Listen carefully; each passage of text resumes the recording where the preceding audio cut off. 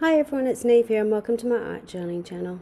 Today we're going to be looking at how to create stamped figures in your journal page to add a focal image.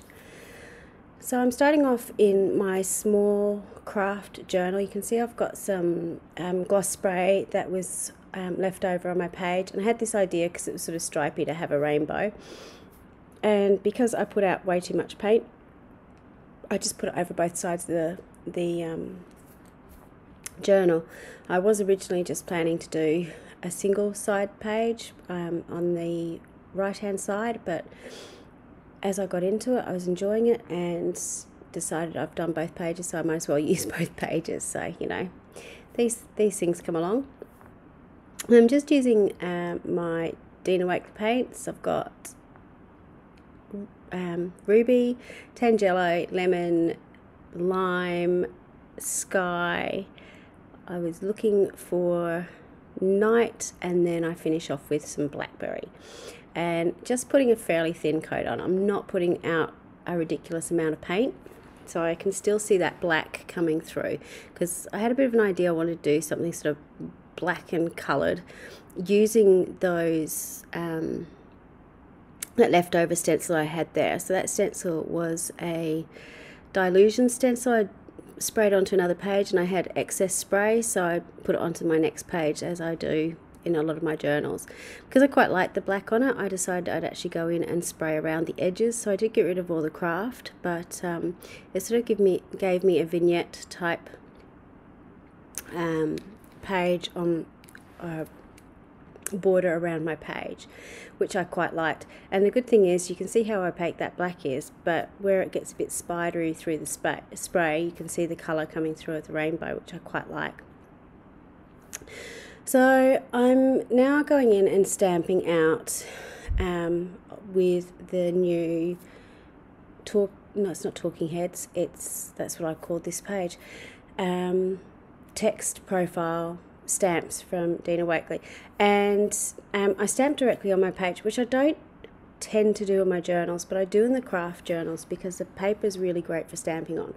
However, when I stamped it out, it was very dark on this page, so I decided that I would actually put a coat of gesso first, so I had a contrast when I stamped it down. I'm really glad I did. And because I don't particularly like floating heads all that much, I actually painted in a body as well, and I didn't necessarily know what I was going to do with the body, but I thought I'd come up with it after a go. So please excuse my head, but that's me lining up my stamping.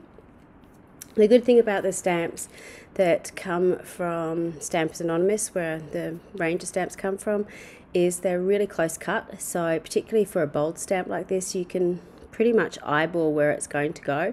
I didn't really mind too much if it had a bit of a halo around it. Obviously, use your stamp positioner if you can in your journal, or just do this on cardboard and cut it out and stick it in. You don't necessarily have to do it straight into your journal. Because I had the bottom piece that was empty, I had this idea that I'd actually have some faces in that blank bit down the bottom, which I actually really like, because both the faces are kind of facing outwards. So it's, you know, you've got these two figures kind of masked talking to each other, and then you've got the outwards faces sort of showing a different self inside. You can always get deep and meaningful with sort of the intentions behind things, or sometimes it's just that's how it goes. So you can read anything into anything, I suppose. It's the joy of art. So again, you can see I really didn't worry about how well this one stamped out, because I knew I wanted to do the same as before. I just wanted to have a pretty good idea of where I need to put my gesso. Again, stamp it out onto a piece of cardboard and cut it out. It's probably easier in the long run.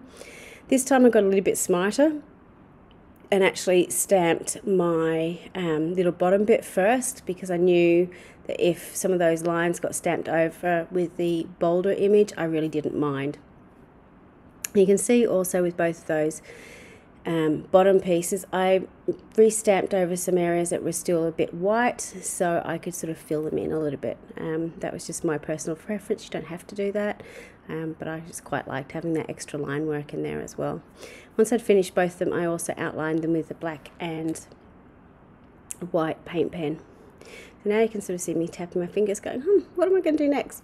And I had an idea that I wanted to add some more white onto this page. So this is actually a stamp from the last Dina Wakley release. I can't remember what stamp set it came off with, but I think it's another one with lots of hand-drawn faces on it, and it had this sort of leafy hand-drawn stamp, which I really liked. The white ink pad I am using is Unicorn ink from Hero Arts. It's a pigment ink pad, so it does take a little bit longer to dry, which you can see me use my heat gun. So do just be prepared to either leave your journal open for a little bit or heat set it, and it does take a little while to dry. However, it's one of the widest ink pads I've come across, so it is really good. The other thing that you can use obviously is, if you didn't have a white ink pad, use some white paint and sponge that onto your stamp, and then when you're finished stamping, obviously clean your stamp because you don't want acrylic paint sitting on your stamp. Now I'm going in with some of the Dina Wakley ledger paper. I found two quotes I really liked, and one of them sort of, how can I pretend everything's okay type quote. I can't actually read it on screen and I don't have it in front of me. And the other one's basically a beautiful thing. It's perfection's what you see, basically, which kind of echoes what's written in the head of the figure as well. So I wanted to cut these out so it looked like these heads were talking to each other, and they're sort of, one's sort of that negative self-talk and one's sort of positive self-talk, which I really liked, having that juxtaposition on the page. And when I've done this and I've got my two talking heads, I did want to put a quote in between to sort of tie it together.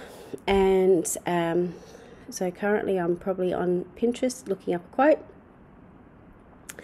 and finding pen to write with. So this is the quote I found. So love is not what you do. Love is what you do, which I really loved in context of this page, in the fact that, you know, we can say all the right words, but sometimes what you do is more important than what you say, and that really resonated with me, and I suppose, you know, may resonate with a lot of people who are watching this as well. So as I usually do, I'm going back in with my thin black pen and just doing a bit of a drop shadow, which helps push those letters out from the background. So you can see it really, you know, the white's quite bright in there, but by just putting that little bit of black around it, it really pushes out from the background. I'm also really in the mood at the moment for colouring in on my letters, which I really like. It just gives me a little bit of a bolder look. One of the things I probably did really quickly on screen that you didn't notice was in the bottom two figures, I did put little catch-alls in their eye, a little white dot. It just brings the stamped image to life a little bit more. So if you find that your figure images are looking a bit alien-esque or dead in the eye, just put a little spot of white in their eye and you'll see it just brings them to life. So that's just a little tip for you. So check out the description box below for any links that you need. Thank you so much for watching. Until next time, bye for now.